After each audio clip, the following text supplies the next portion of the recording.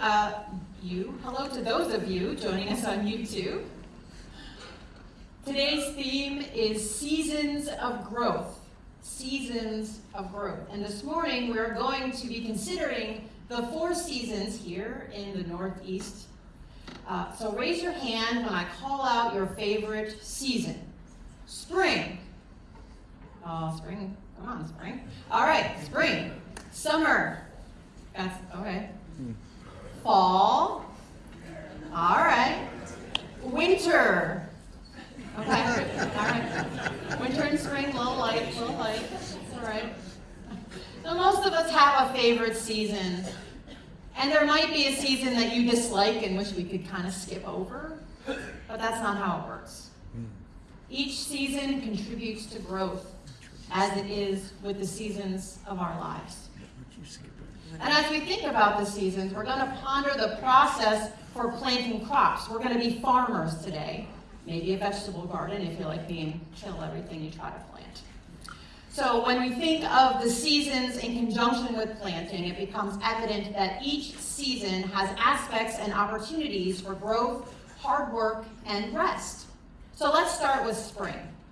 So I'll be talking about all the seasons, again, from a northeastern United States kind of perspective, while I acknowledge there are other places that do not have seasons, or to the degree that we do here. So spring.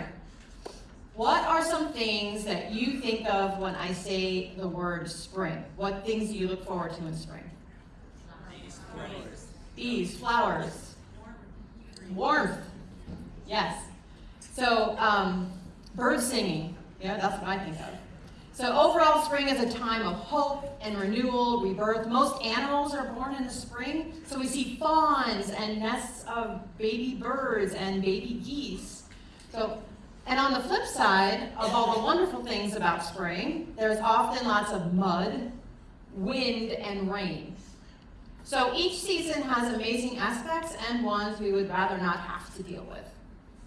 So if we're thinking about seasons from a farming or gardening perspective, we think about spring as a time to plant seeds in the ground. And the time between the ground thawing and the hotter temperatures of summer is short. So it's a season of harried preparation of the ground, the planting of the seeds, and then making sure the environment in which the seeds are planted is conducive to growth. And this makes me think of that Mexican proverb. They tried to bury us, but they didn't realize we were seeds. Because we are seeds. We have been planted. And like soybeans or corn or wheat, we need a healthy environment in which to grow. If we try to grow lettuce and it doesn't grow, we don't blame the lettuce. We examine its environment, the soil, the fertilizer, the air quality, the water, the amount of sunlight. In the proper circumstance, the lettuce seed will do what the lettuce seed does, which is grow to its full potential when the environment is conducive to growth. It's the same for our growth. If the environment is healthy and conducive to life, including our mental, physical, emotional, and spiritual well-being, then we will grow in the appropriate season. Summer comes next. Where are my summer people? I had the most hands for summer. So what do you think about when I say summer? Boating, volleyball. The beach, yes. I have a friend back there, a beach friend. All right. Hot weather, barbecues, picnics, no school, right? Oh, when we were in school, yeah. On the farm, or in our vegetable garden, summer is a time for noticeable and exponential growth. But it's not only our vegetables that are growing, but also the weeds. The warm weather also allows insects to thrive, and they are eating our crops, which is allowing them to thrive as well. So even in the midst of our crops getting taller and more robust, there is still a daily need for weeding and pest control, or else that growth gets undermined. Because there are always aspects that eat away at our growth. And sometimes in our lives, we are so pleased with the good times, and we should be. That expansion of happiness. And sometimes we think, oh, I'm doing okay. I got this. Life is good.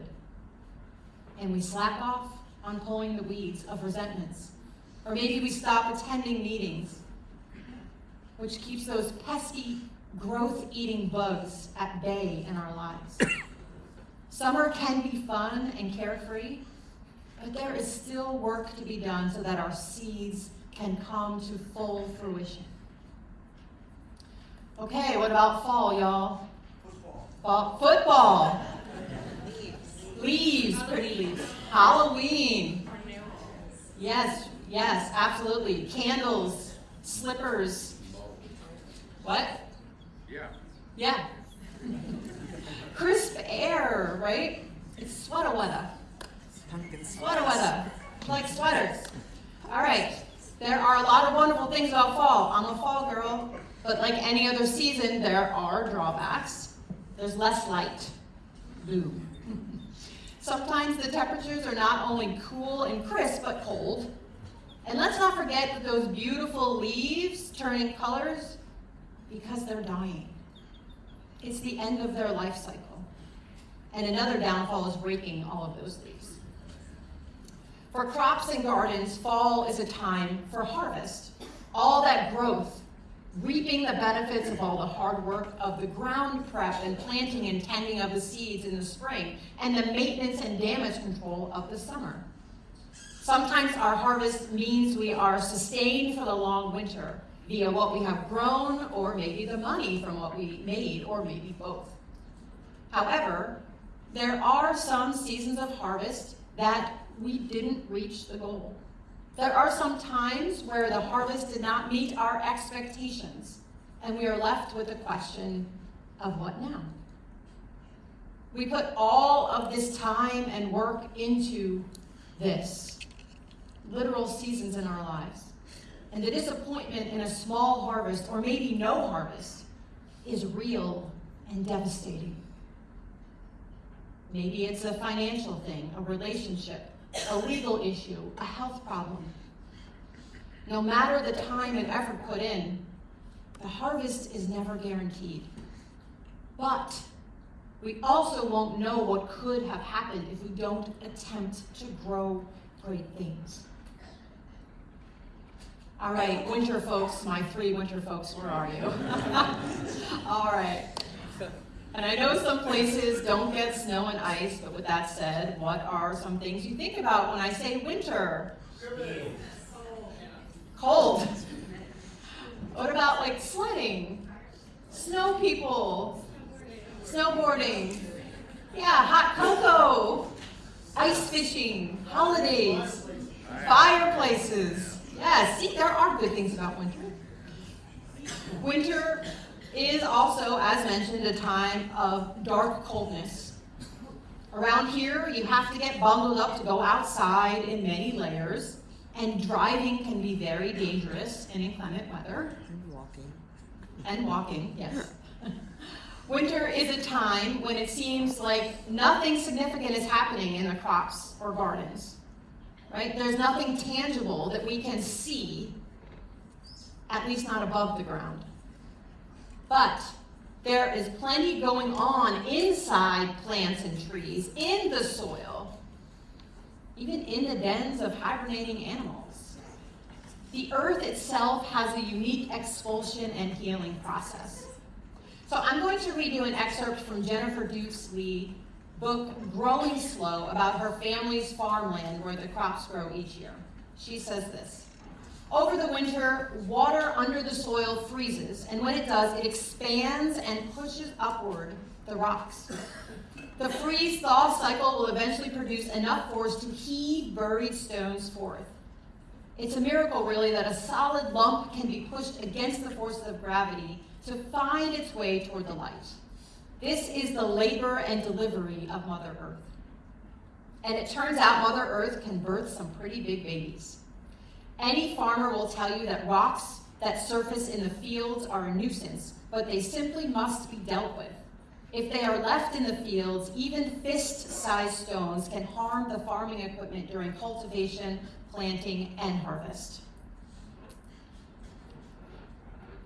in the winters of our lives, even when it seems like no growth is happening, no movement is occurring, there is big stuff going on underneath the surface. Those issues that bubble up from inside us to come to the surface need to be dealt with, or they will cut up our insides like glass. We need to let winter do its work. So what if we looked at winter as more than a doorway to spring, but as a room all its own with treasures to be discovered and cherished? In the winters of our lives, we can take advantage of the longer nights. It's okay to sit in the dark and be sad sometimes. Winter gives us permission to embrace the quiet, turn from distractions and busyness, and find a cozy corner to just be. Life still needs to be attended to, of course, but the season of winter gives us permission to take advantage of the darkness.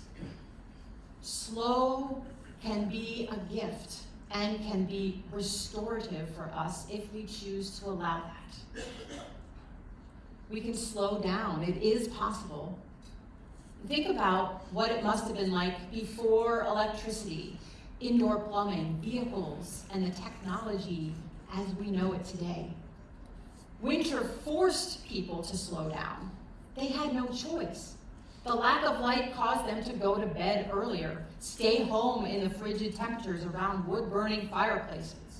All of the modern conveniences we have are wonderful, believe me. I love indoor plumbing more than the average person.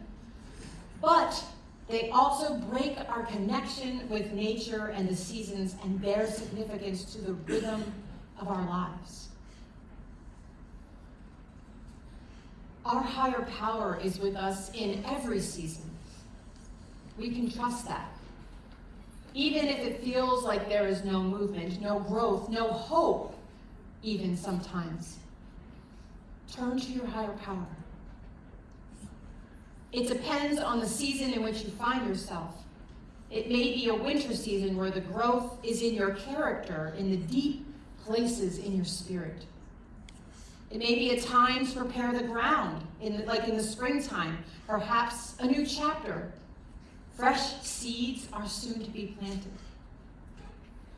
Maybe it's summer and you're experiencing growth all around you. Just don't forget to tend to those weeds and insects that come along with summer growth. Or it might be very well the end of summer and you are on the precipice of the harvest of the last few seasons of your life. We may not know what season we're in, but God knows. We can trust that our higher power is right beside us no matter the season, and that it's cyclical. All the seasons come around. Sometimes they are short, and sometimes they are extended. Trusting in our higher power, that our higher power will get us through and into the next season is important for the journey. And it's also advisable to live in the season we're in right now, whatever that looks like. And it might be painful. It might be a very difficult and challenging season. Just like growing vegetables, it's going to take as long as it takes. But there is another season on the horizon. No matter how productive and pleasant a season might be, or how long and painful a season is, we won't be in it forever. So let's take a few moments of silence to reflect on what season you may be in now, and what it might look like to embrace where you are now.